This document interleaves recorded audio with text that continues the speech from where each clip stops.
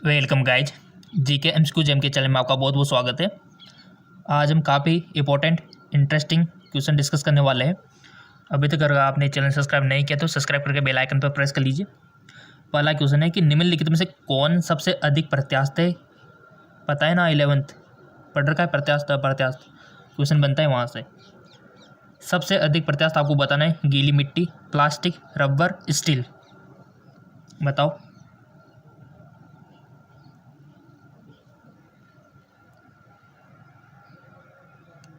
Select कर लिया होगा आपने, क्योंकि एग्ज़ाम आ गया आपके नज़दीक।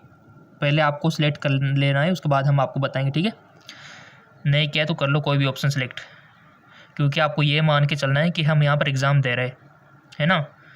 या फिर आप एक पेन कॉपी लेके पूरे यहाँ से 81 से ऐसे नंबरिंग लगा सकते हो कि हमने जो सोचा था वहाँ यह डिस्कस कर लो, जो भी आप लगाते हो सोचते हो, और हम जो बताते हो फिर उससे मिलान कराना कि सही था गलत था। आप खुद यहाँ पर हाँ कि ये सही है सही, तो ऐसे आप एनालिसिस खुद कर सकते हो, ठीक है।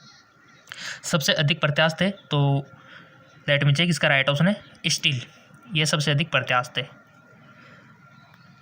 अगला क्वेश्चन, और जो हमारे सब्सक्राइबर है जो डेली वीडियो देखते हैं उनको तो सब कुछ समझ में आ रहा है, और जो नए सब्सक्राइबर है उनको भी धीरे धीरे आ ही जाएगा।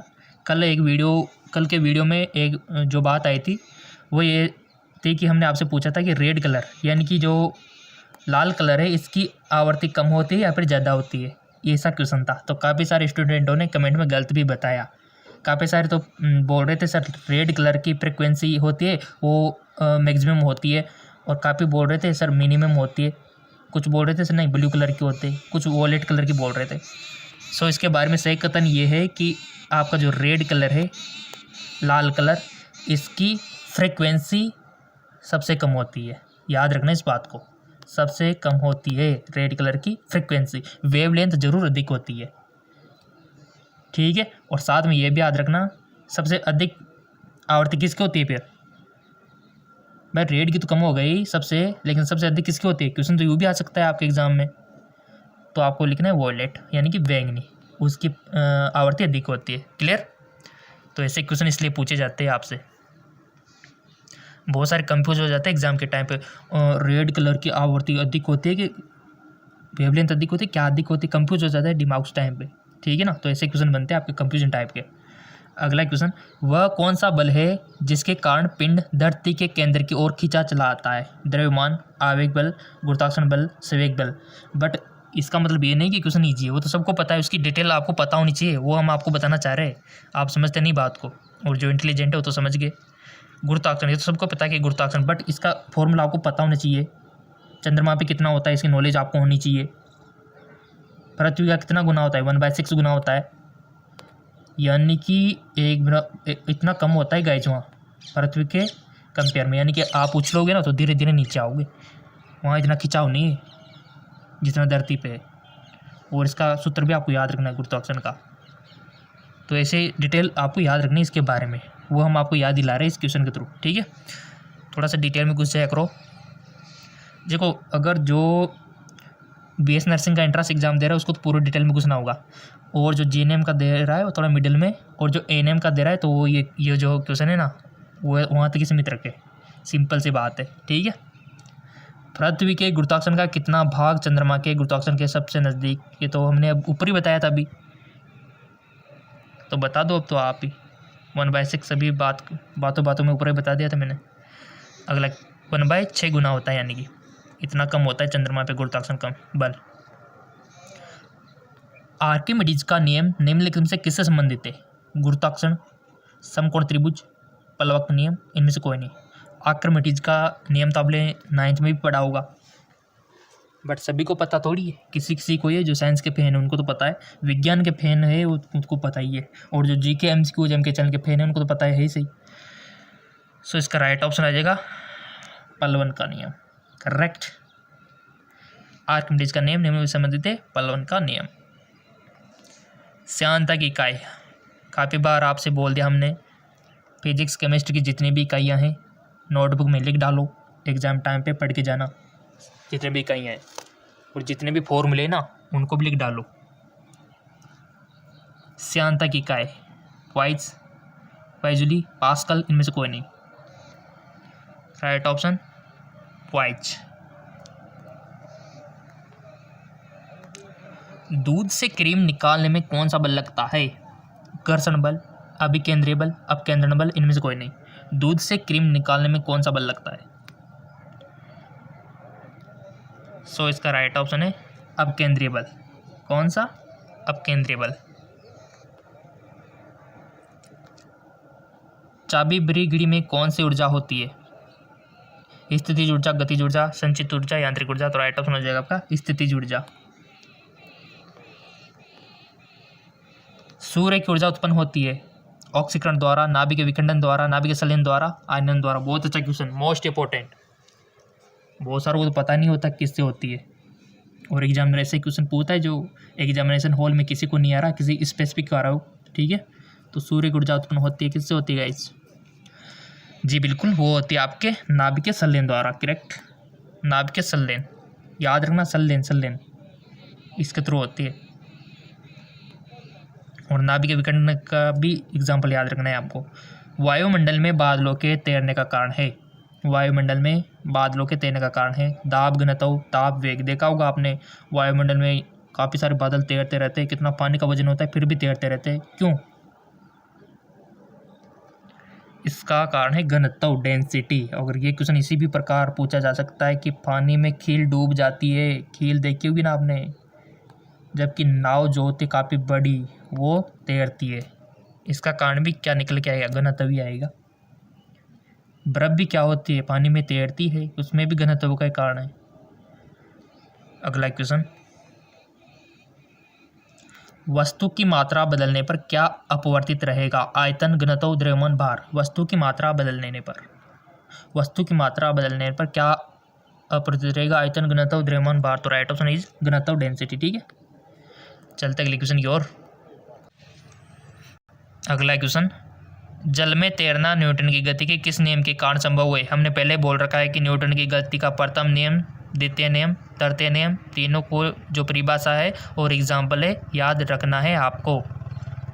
प्रथम नियम, द्वितीय नियम, तृतीय नियम, ये सभी। इसका करेक्ट ऑप्शन हो जाएगा आपका तृतीय नियम। ठीक है ना, जल में तैरना न्यूटन की गति किस नियम के कारण संभव है? वो है तृतीय नियम से। हर एक चीज़ आपको पता होनी चाहिए। प्रत्येक क्रिया में विपरीत प्रतिक्रिया होती है, ये वाला नियम लगता है इसमें। एग्जाम्पल तो भी पूछा जा सकता है कि रॉकेट किस सिद्धांत पर उड़ता है, किस न्यूटन गति के किस नियम पर काम करता है, वो भी थर्ड पे करता है। निम्नलिखित में से कौन सी राशि सदिश नहीं है? वेग, आयतन, विस्थापन, बल। अदिश सदिश 11th में पढ़ चुके हो, जिसमें दिशा होती है, परिणाम होता है। सदिश जिसमें दिशा नहीं होती, ओनली परिणाम होता है दिश। और एग्जाम्पल भी काफ़ी सारे हैं इसमें। तो निम्न में से कौन सी राशि सदिश नहीं है? राइट ऑप्शन हो जाएगा आपका आयतन। आयतन में डायरेक्शन नहीं होता, तो ये सदिश नहीं है। बाकी के सब सदिश है, वेग में भी होता है, विस्थापन में भी होता है, बल में भी होता है। हम कह सकते हैं कि किस दिशा में लग रहे हैं, ठीक है, लेकिन आयतन में कोई दिशा नहीं होती।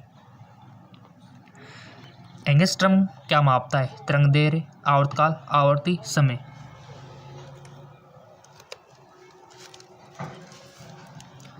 एंगस्ट्रम क्या मापता है? तो वो मापता है तरंगदैर्घ्य। अगला क्वेश्चन,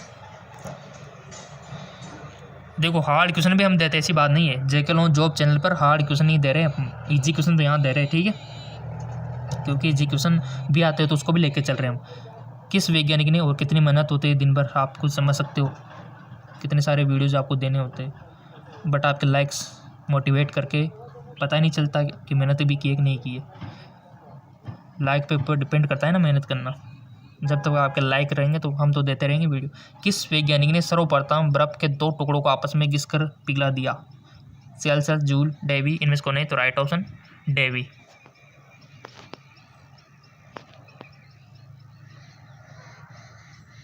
अगला क्वेश्चन, ऊष्मा एक प्रकार की ऊर्जा है जिसे कार्य में बदला जा सकता है, इसका प्रत्यक्ष परिणाम सबसे पहले किसने दिया? Celsius, Davy, right option रामफोर्ड।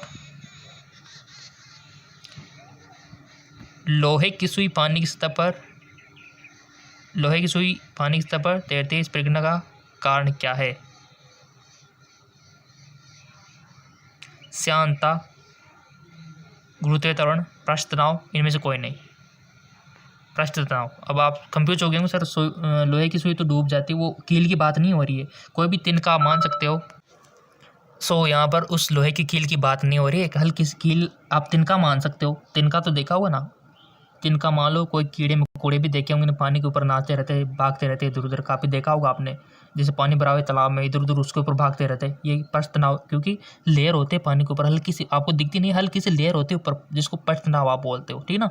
तो उस कारण से तैरते रहते छोटे मोटे सूक्ष्म जीव बोल सकते हो, या फिर छोटे मोटे जीव जो होते हैं ना, वो वाले तिनके भी तैरते रहते हैं काफ़ी सारे, वो पृष्ठ तनाव के कारण ही होता है। क्लियर।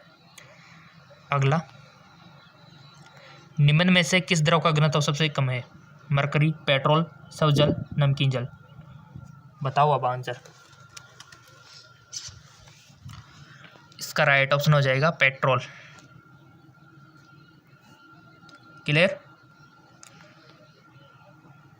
1 हॉर्स पावर में कितने वाट के बराबर होता है? बहुत अच्छा क्वेश्चन है ये, तो बड़े बड़े एग्जामों में पूछा जाता है, काफ़ी एग्जाम होते हैं ना उसमें, बट जो साइंस के स्टूडेंट होते हैं वो तो उसको कर ही देते हैं, क्योंकि उनको तो पता रहता है ना। 1 हॉर्स पावर कितने वाट के बराबर होता है? 450, 600 या फिर 734 या फिर 746। बताओ, लगा दो टिक किसी एक पे। लगा दिया। हॉर्स पावर यानी कि HP, तो इसका राइट ऑप्शन है 746 वाट होता है, याद रखना। 1 HP = 746 वाट। 746 को याद रखना, पूछा जाता है काफ़ी बार, और वो बहुत को पता ही नहीं होता। काफ़ी इंस्ट्रूमेंट होते हैं जिस पे लिखा आता है ये इतना HP का है, ये इतना HP का है, तो कन्वर्ट कर लिया करो कि आप 1 HP में इतना होता है तो 5 HP में कितना होगा, ठीक है। मोटरें आती है उसमें लिखा हुआ होता है। बर्नौली प्रमेय आधारित है ऊर्जा संरक्षण पर, समय संरक्षण पर, आवेग संरक्षण पर, या इनमें से कोई नहीं। बर्नौली की प्रमेय भी आपके है 11th में, तो क्वेश्चन बनता है वहाँ से भी गाइज। इसका राइट ऑप्शन हो जाएगा ऊर्जा संरक्षण, ठीक है, ऊर्जा संरक्षण। बर्फ पर दाब बढ़ाने से उसका गलना क्या होता है? बहुत अच्छा, घट जाएगा, बढ़ जाएगा, शून्य हो जाएगा, अपरिवर्तित रहेगा। बर्फ पर दाब बढ़ाने से, यानी कि आपको पता होना चाहिए कि दाब बढ़ाते हैं तो उसके गलनांक पर क्या इफेक्ट पड़ता है। बर्फ पर दाब बढ़ाने से इसका राइट ऑप्शन, यानी कि घट जाएगा उसका गलनांक। दाब बढ़ाएंगे तो गलनांक घटेगा, ये बात आपको याद रखनी है।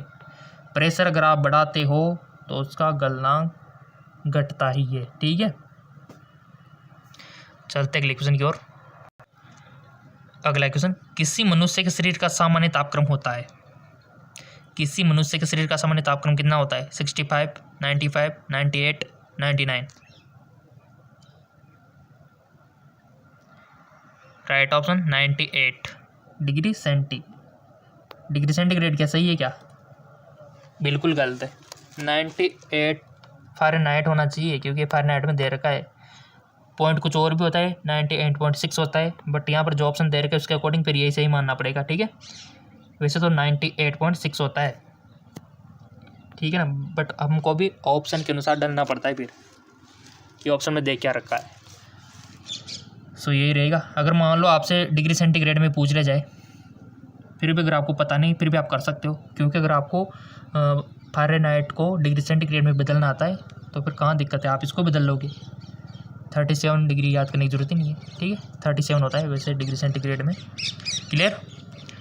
और अब आप बोले सर सर्दियों में भी ये रहता है क्या? सर्दियों में तो हम ठंडे से हो जाते हैं, गर्मियों में अलग हो जाते हैं। जी बिल्कुल, सर्दी गर्मी सब में हमारा जो तापमान है 98.6 फ़ारेनहाइट ही होता है, चाहे सर्दी हो चाहे गर्मी हो। हमारा शरीर इसी टेम्परेचर पे काम करता है। अगर थोड़ा सा ज़्यादा ही थोड़ा सा कम हो गया, मान लो 95 पे आ गया, ठीक है, इधर मान लो 104 पे चला गया, तो ऐसी कंडीशन में आपको पता है क्या होता है? बुखार आने पर टेम्परेचर बढ़ जाता है, तो शरीर की क्या कंडीशन होती है, देखा होगा आपने। और काफ़ी बार आपने देखा होगा कि ज़्यादा गर्मी होती है और हम क्या कुछ चीज़ें खा लेते हैं गर्मी सी, तो उसका डाइजेशन नहीं होता, क्योंकि एंजाइम ही काम नहीं करेंगे फिर तो हमारा जो टेम्परेचर है एक ही रहता है।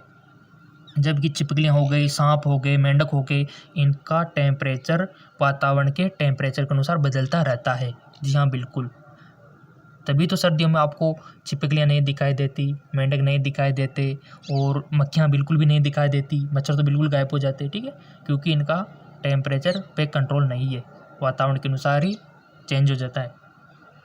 तो ये पहले से बच के रहते हैं, सांप वगैरह सब उसे रहते हैं क्योंकि उनको टेम्परेचर मेंटेन करना होता है। क्लियर? तो टेम्परेचर को पढ़ेंगे तो बहुत सारा टाइम लग जाएगा, तो हमारा तो बस हो गया ना। चलते हैं अगली क्वेश्चन की ओर।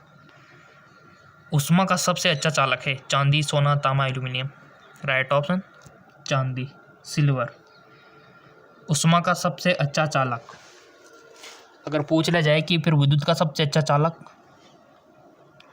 वो भी सिल्वर ही है, ठीक है। अगला, निम्नलिखित में से किसकी ऊष्माधारिता अधिक है? बेंजीन, जल, श्रवण का टुकड़ा, लोहे का टुकड़ा। किसकी ऊष्माधारिता अधिक है बताओ? राइट ऑप्शन जल की। निम्न में से किसके द्वारा अधिक ज्वालक पैदा होता है? भाप, गर्म हवा, सूर्य किरणें, ये सभी। भाप।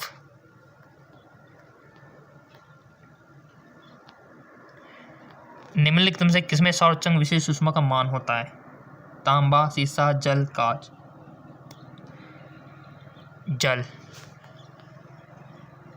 ऊष्मा का सबसे अच्छा चालक, आगे क्वेश्चन।